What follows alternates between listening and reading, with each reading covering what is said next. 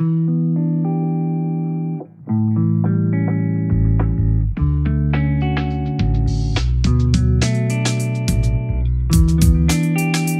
are now listening to the Mental Health Check-In Podcast.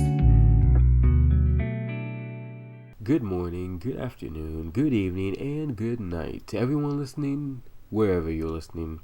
My name is Joe Anthony Myrick. You can call me Jim, and you are listening to the Mental Health Check-In Podcast, a podcast dedicated to spreading mental health awareness as a means to help us all heal. Hopefully this episode helps you heal, helps me heal, help my guests heal, and hopefully we all just heal together. Speaking of guests, I'm joined today by Kevin S. Wilson. He's a pastor, a chai tea enthusiast, and most of all, you might recognize him from his very calming and positive TikTok videos. We talked a little bit about all of that, really, in regards to his journey so far and how he tries to stay so positive, especially during these times. A lot of what he had to say was just these really thoughtful and inspiring responses that just made our conversation really compelling, I think. I know I loved every minute of it, to be honest, and I hope y'all like what we came up with. But first, I just want to remind you to follow him everywhere on social media at Lincoln Arabian on Twitter and Cross Culture Christian on Instagram and TikTok. And if you like what you heard today, I hope you'd be kind enough to share this episode with someone just to help spread the positivity, spread the message, spread the healing, really. It really helps, I think. And if you really like today's show, I hope you follow us on social media and keep up with updates at Check-In Pod on Instagram and at Check-In Podcast on Twitter. Sorry, flip that. At Check-In Podcast on Instagram and at Check-In Pod on Twitter. Clearly, I'm still new at this whole podcasting thing, so if you want to give some feedback for these first few episodes, you can email me at checkinpod at mental health checkinpod at gmail.com. Clearly I'm very new at this, so all the feedback is appreciated. Now instead of just hearing me fumble, I'm just gonna transition on to the show. How you doing? I'm doing good, Joe. I just came back from my run, so I'm feeling a little bit more refreshed than I usually do in the morning. So that's good. Wonderful. How you doing mentally with everything going on? How's your mental health? uh yeah, it's been I think it's been ebbing and flowing in many ways. At the start of the pandemic, it was more like I wasn't still kind of not, kind of in denial as to what was about to happen. But then, as reality crept in, I was just like, okay, fine, this is going to be, what they say, the new normal for a while. And so I've had to adjust some settings, as it were, to adjust to what's going on. So my mental health, it's been good. It's up and down, but for the most part, it's kind of had this kind of steady foundation for the most part. But yeah, with peaks and lows in between. How have you been trying to maintain a positive outlook on things when things look so bleak? Um,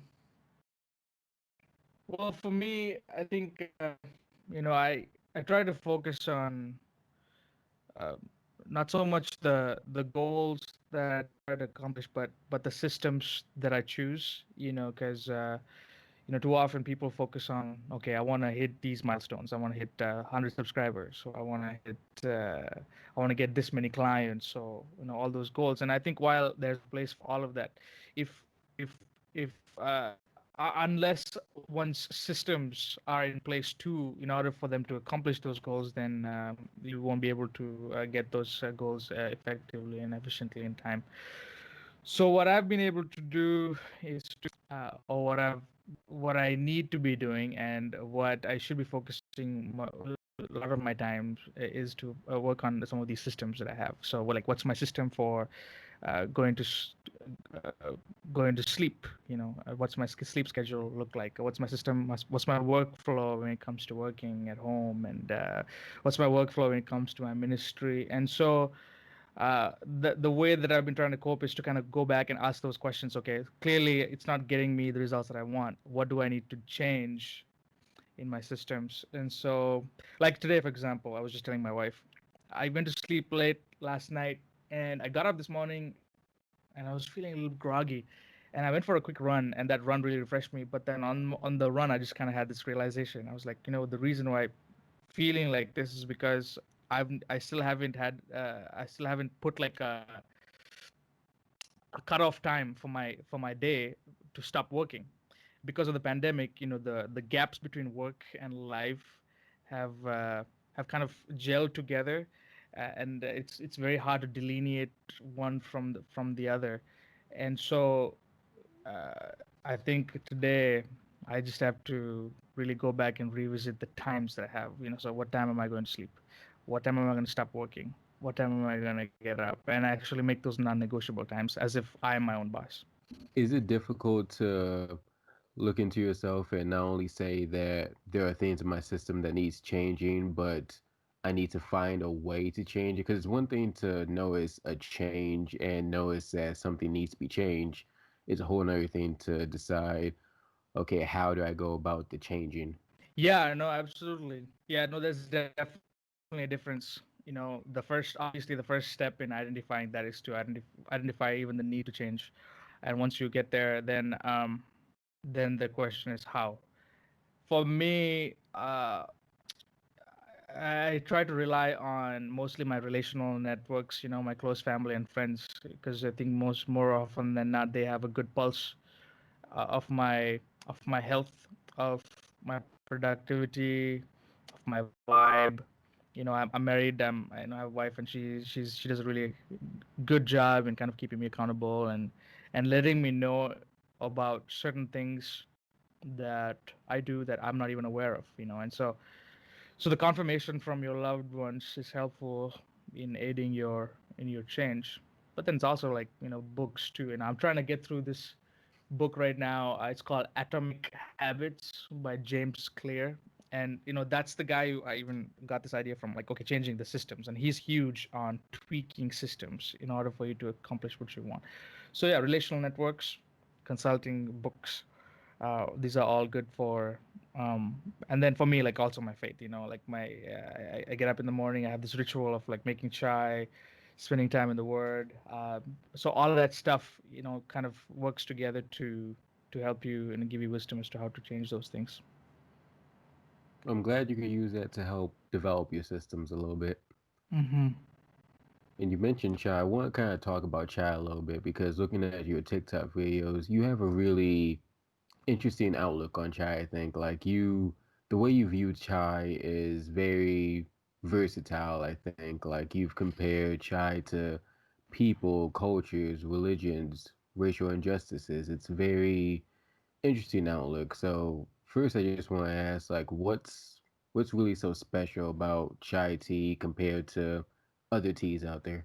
Well, for one, it's deeply embedded in my culture as a Sri Lankan, as a Southeast Asian. I know I grew up in Sri Lanka. I spent the first 12 years of my life there, and then I moved to the Middle East. I spent the next few years there, and then I came to the States about 10 years ago. And so, ever since I got to the States, I've wanted to hold on to things and rituals that remind me of home. And so, one of those things has been chai. I remember growing up, my dad used to make tea for us almost every morning, and it was like the one of my best memories. And um, and uh, f- s- coming here and making it afresh, I've realized that that whole process is a what one author calls a feast of attention.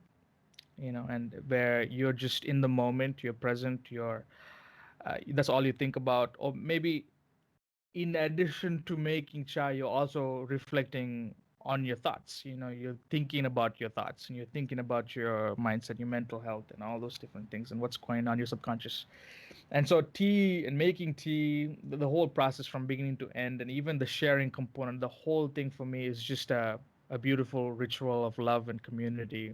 And whenever I've had chai, I can still remember the pivotal moments in my life where I've had it, and more often than not, the memories associated with chai has been memories that relate to community, in care, and being there for the other, whoever your other is.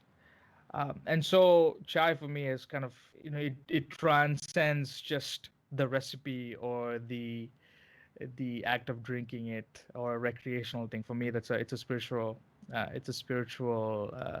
medium that helps me kind of focus on what I really care about the most. You said something else that's very interesting that really struck out my mind. You said that chai brings you to a closer sense of community, and I think that you've created that community through these TikTok videos. Like you have this very positive demeanor, and in like these dark times when it really puts a smile on a lot of people's faces. So I'm just kind of curious, like, how did you decide to first bring that positivity to TikTok or just social media in general, really? Well, okay, my journey in TikTok started about 6 months ago. Now, all of this stuff has actually been very recent. In 6 months, I'm at about 123,000 followers on TikTok, and it's been a surreal experience. I think initially it started off as just me spying on my youth group, who were on TikTok the whole time, and they were just putting these videos, and there was a big buzz and a hype about it, and I wanted to see what these guys and girls were up to. And one day, I think I decided to make a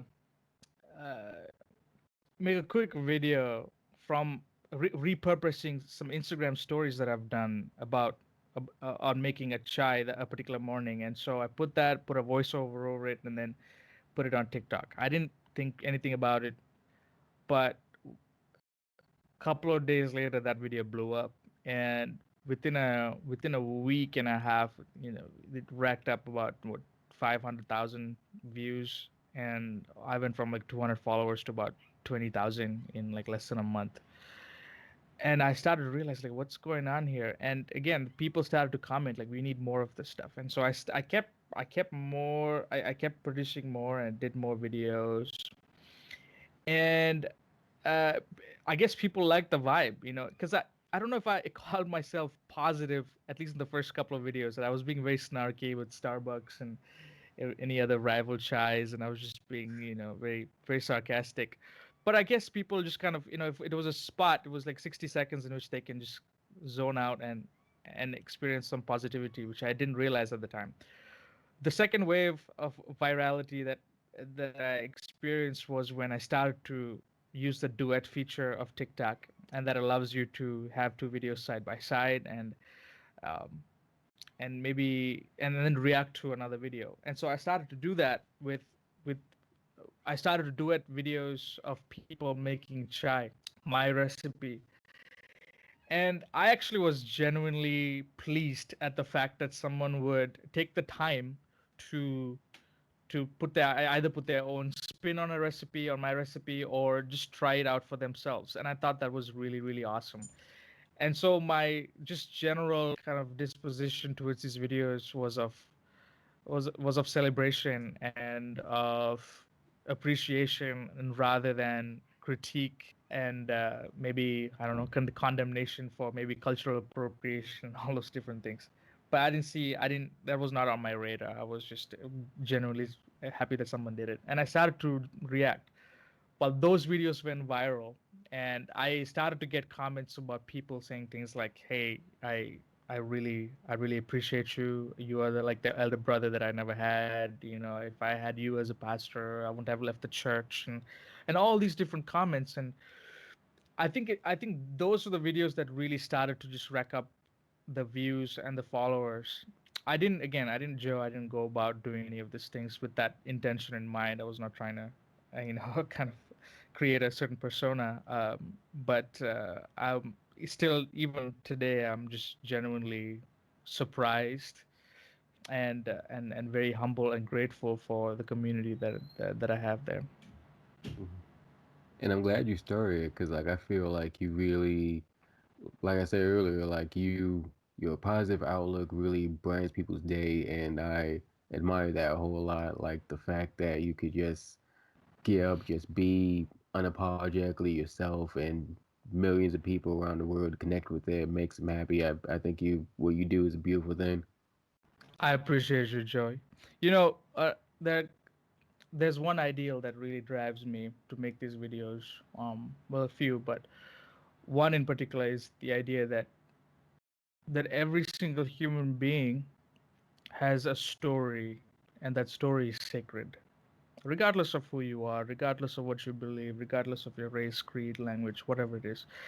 You and people in general are products of complex histories, and who they are have been formed over time and formed over just years, maybe minutes, maybe seconds, and moments of trying to figure out this thing called life. And so, what that means to me is that I have no clue what people are going through.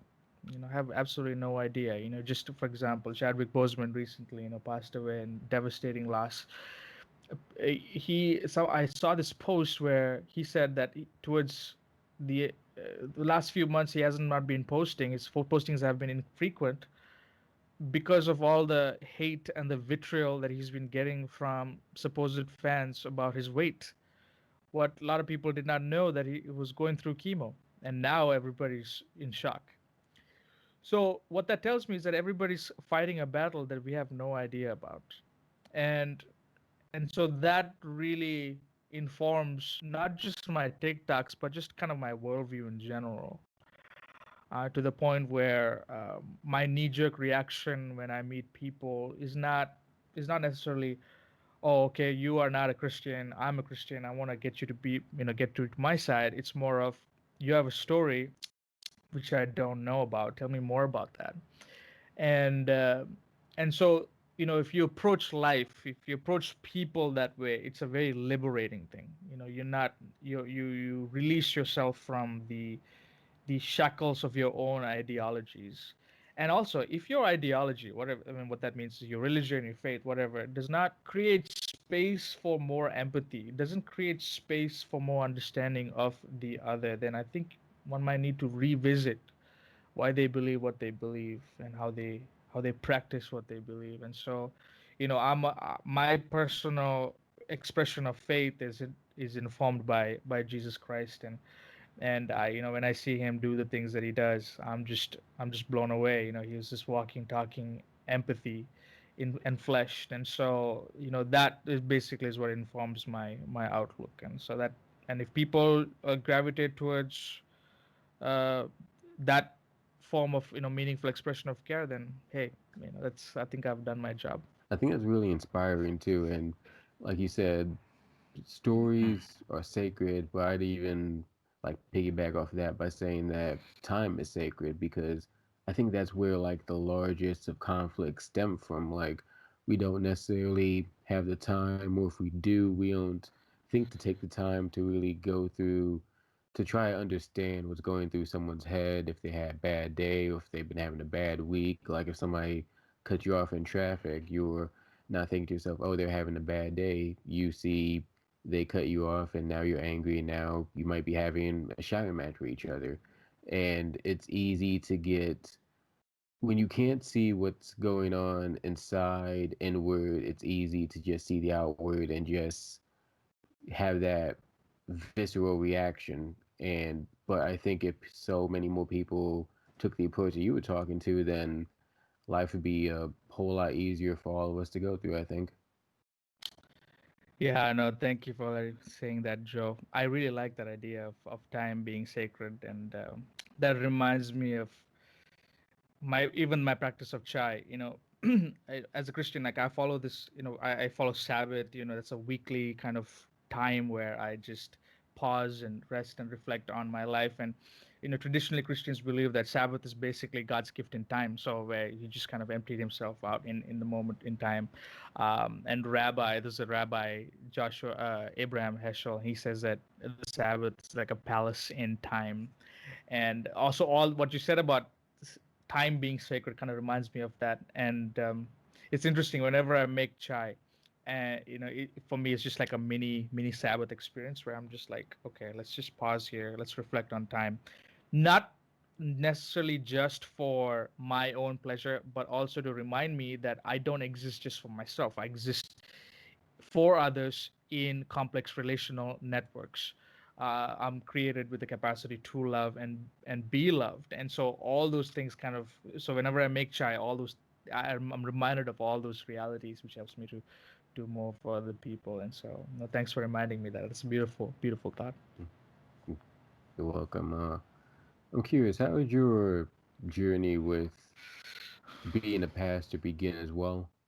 Wow, man, it's it's it's a long story, but I'm trying to condense it. Yeah, so I grew up in a Christian household. I'm a Seventh Day Adventist Christian, which is denomination under within Christianity. And so I grew up. My mom was previously Hindu. My dad was nominal Catholic. They met at an Adventist college.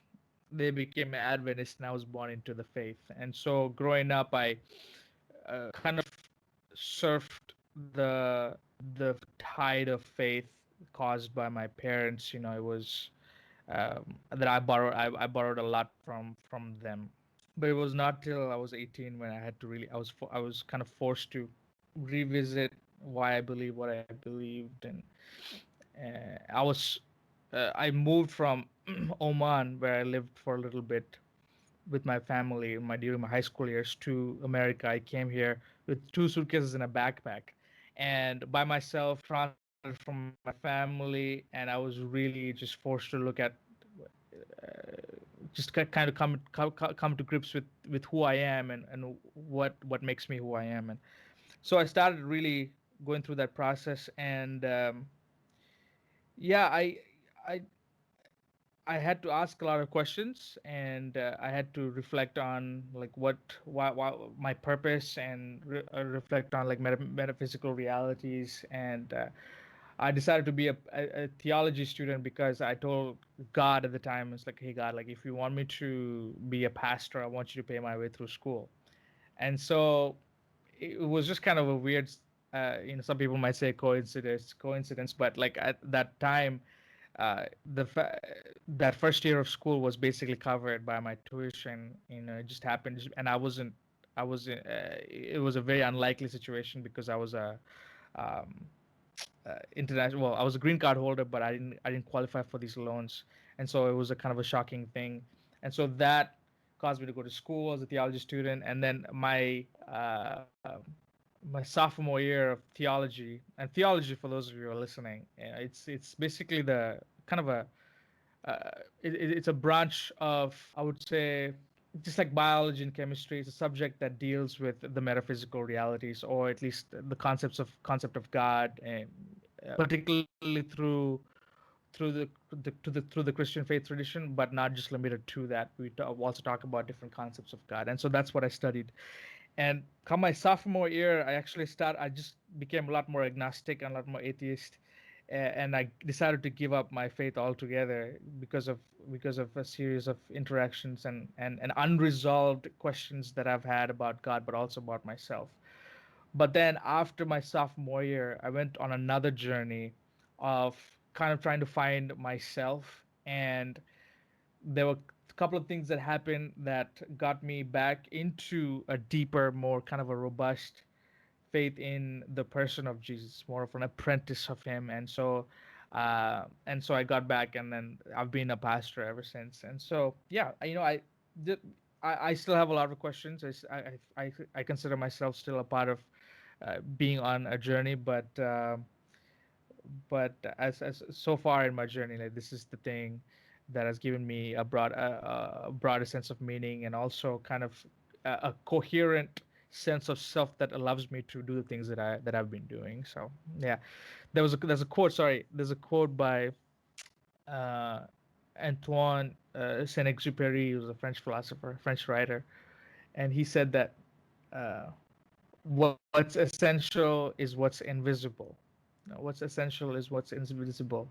And I think there's different ways to interpret that. But the way I look at that quote, it's one of my favorite quotes, is that too often the things the things that are really essential to people are what's invisible to the naked eye. So that means that, when I look at you and we're having this conversation, there are things about you, and there are things that you have gone through, and there are things that you have experienced in your life that I don't know about and that are invisible to my eye. But yet, those are the things that are really essential, because those are the things that have made you who you are. Things like your story, things like how you've related to other people's stories.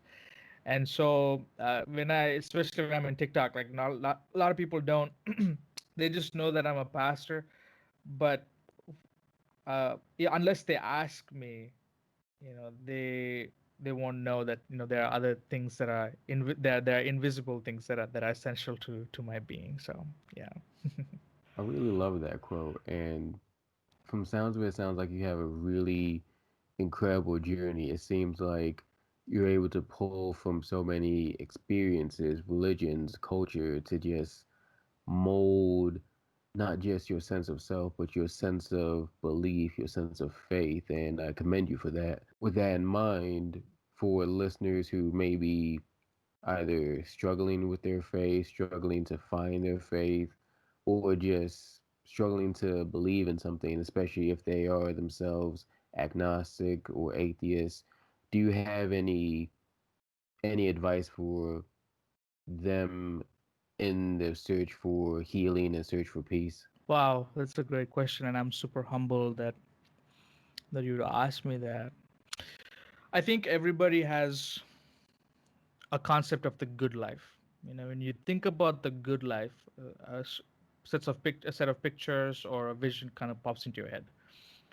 uh, that involves maybe some of your relationships, maybe that involves your financial goals, it could involve your career aspirations.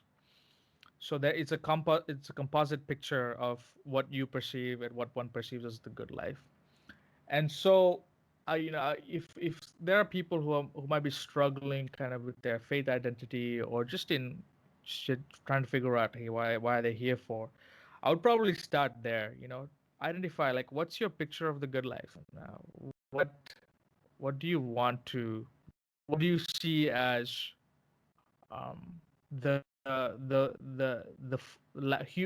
life of human flourishing for you.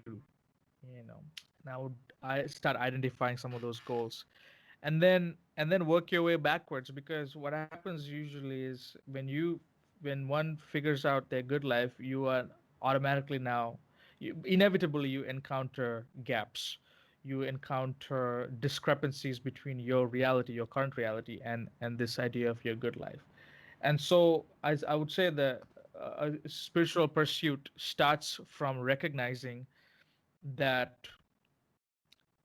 reality as we know it, uh, or or at least the senses, whatever your senses tell you, at this point, may not necessarily give you the full picture of what one should be and live in the world. That there's more to life than what meets the eye. As a matter of fact, that's kind of one of my taglines, which I want to incorporate more in my videos. There's more to life than meets the chai.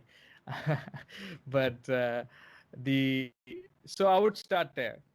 Ask yourself, what's your version of the good life, and then, the more clarity that you have, then start to now take some small steps towards figuring out, okay, how do you now bridge these gaps, and go from there. That's very well said. I like the sound of that. Now, I can talk to you all day. I think this conversation has been really, really strong. Though I understand you're busy, so I'm going to try to cut this to just one more question. And it goes back to what we were talking about with you being so positive. And like, I kind of just want to ask, so, like, how are you, for listeners who may be wondering, how do you maintain a positivity on days that you may not feel so positive? Because I'm sure that whether it be you going about your job or going about your TikTok videos, you may not necessarily wake up in a positive mood, but you push on to give that positive presence in your videos. How are you able, how can listeners try to push on in their own lives and try to maintain their own positivity when they're not feeling so positive, or life just isn't going so positive? That's a great question. Well, I can start with what I do, and hopefully some of these things can translate into practical principles for other people. Well, I have to first realize that it's okay to feel. It's okay to feel sad and and grief and loss, especially right now in a pandemic. I think we need to give ourselves some slack. Um, I think as a culture, we have pathologized grief to the point where we see grief and coping with loss as impediments that we need to somehow cure. Because what's normal and what's normative in an attention economy as we have today in the West is productivity, is accomplishment, is success, is career, is all of that, you know. And so, first of all, to realize, hey, it's okay to grieve, it's okay to feel sad. I have had to do that multiple times, then just even my journey. Then I think relying on certain rituals that you've had for yourself is also helpful. You know, I any we need to revisit the systems that have caused some of these reactions. You know, so systems rituals can also be systems. So for me, I have the ritual of making chai that kind of grounds me. I have the ritual of ministering, going to church, helping out other people in my community. That grounds me. So identify like what rituals do you have for yourself that helps you to kind of think beyond your immediate needs. And if you don't have some of those things, maybe it might be a good idea to get yourself involved in a thing that'll help you to focus on something beyond yourself. Physical fitness is huge. For me, walking in the every day, 30 minutes every day of physical exercise is kind of a non-negotiable. There's so much good that can come from just a walk. So if you're feeling sad, bad, get out, move your body. There's a quote, right? Like, they say, it's mind over matter. It's mind over matter, which is the idea that somehow you need to think through something and then kind of act. But I also think that in many cases, it can also be the reverse. It can and it should be matter over mind, in the sense. And what I mean by that is sometimes your mind cannot catch up, which means that you need to choose to move your body first. Move your body, and then your mind will eventually catch up to it. And so that's what happened to me this morning with my morning run slash walk. I did not want to get up. I was feeling groggy, and it didn't I was looking forward to this conversation, but my mind was not there. So I said, you know what, I need to get out, I need to walk, I need to run. And so I got up, ran. I did not want to do it, but then after I did it, you see, like, you're in a different kind of mode. So that helps. um, and then the other thing that helps me to kind of cope with what's going on is gratitude. I think in our culture today, and this is just my kind of thought, we have framed gratitude as a mood, maybe a set of feelings that we would feel if and when we get what we want or accomplish what we desire to accomplish. And it's a mood. It's like feeling thankful. It's a feeling. But for me, um, and I think I have to, and I think this is probably because of my faith, or maybe because of my understanding of my faith. I've come to understand gratitude not as a mood, but as a mode. It's a mode of being. And so the difference between mood and mode for me is it's a difference between a feeling and a difference between being. And so when I start the day knowing that, hey, life itself is a gift, you know, I start off knowing that even in the pandemic, like, all the things that I have, all the resources that I have, the relationships that I have, it's all a gift. Uh, you start off from a different place. But when you start off your day from the place of, okay, I got up, I have breath. Okay, what can I do to accomplish what I need to accomplish? Which is not a bad way to think about it. But if that's your predominant way of looking at your life, then I think one might run the risk of burning themselves out, because you're a human being. You're not a human doing for a reason. So you have to start from that place of being. And for me, that's gratitude helps me, and the practice of journaling in particular helps me do that. So I really like that. I I'll definitely co-sign everything you said, and I think you said very well. And I thank you for talking to me today. Before we end, though, I do have just one more segment. I have this ongoing segment where I call it "Giving People Their Flowers." Make sure my guests know they're appreciated, and I appreciate you for not only coming on, but for just having this limitless positivity that just put smiles on faces in a time when people really need to smile, and a time when it's really so hard to smile, and you give people a reason to not only smile but inspires them to be as positive as you, myself included. And I think you have one of those voices, one of those personalities that's really needed in this time. And I thank you so much for offering that to the world. And I thank you for stopping by today. sure, I really appreciate that, and I really love that. I love that idea of giving your guests their flowers. That's really good. That's something that I'm going to be thinking about for the rest of the day. Thank you for that.